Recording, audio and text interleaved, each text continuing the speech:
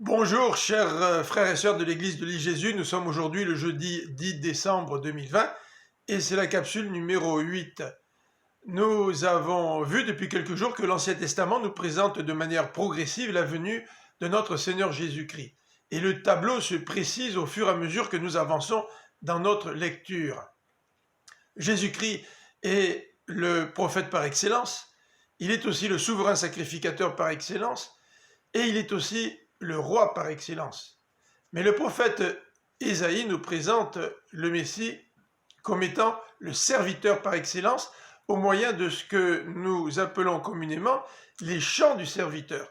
Le premier chant du serviteur se retrouve au chapitre 42, dans lequel Jésus nous est présenté comme étant un serviteur rempli d'humilité, un serviteur qui va rétablir le droit. Versets 1 à 3. Voici mon serviteur que je soutiens, celui que j'ai choisi, qui fait toute ma joie. Je lui ai donné mon esprit et il établira le droit pour tous les peuples.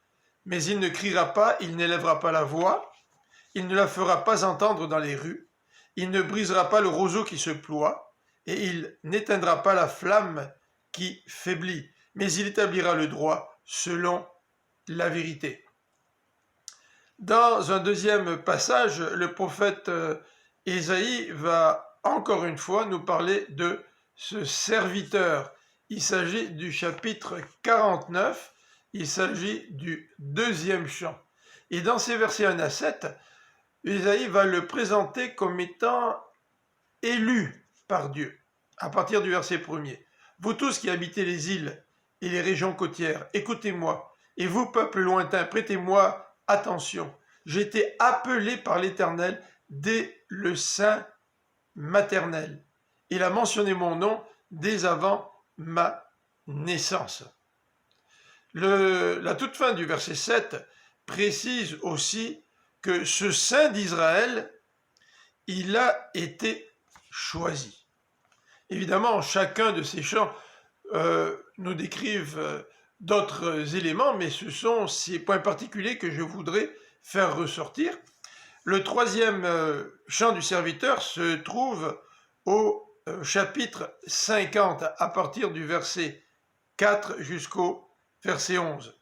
Et ces passages nous décrivent ce serviteur comme étant un disciple par excellence, un disciple qui persévère malgré la souffrance et qui espère en l'Éternel pour que celui-ci vienne à son secours. Verset 4 du chapitre 50. Le Seigneur l'Éternel m'a donné une langue de disciple attentif pour que, par ma parole, je sache fortifier ceux qui sont fatigués.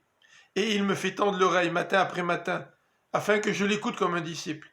Le Seigneur l'Éternel a ouvert mon oreille, et moi, de mon côté, je n'ai pas résisté, je ne me suis pas éclipsé.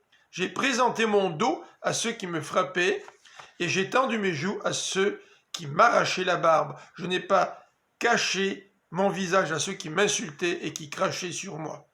Le Seigneur viendra, le Seigneur l'Éternel viendra à mon secours.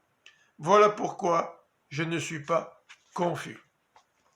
Demain, je vous invite à regarder avec moi le quatrième chant du serviteur qui débute au chapitre 52 d'Ésaïe à partir du verset 13.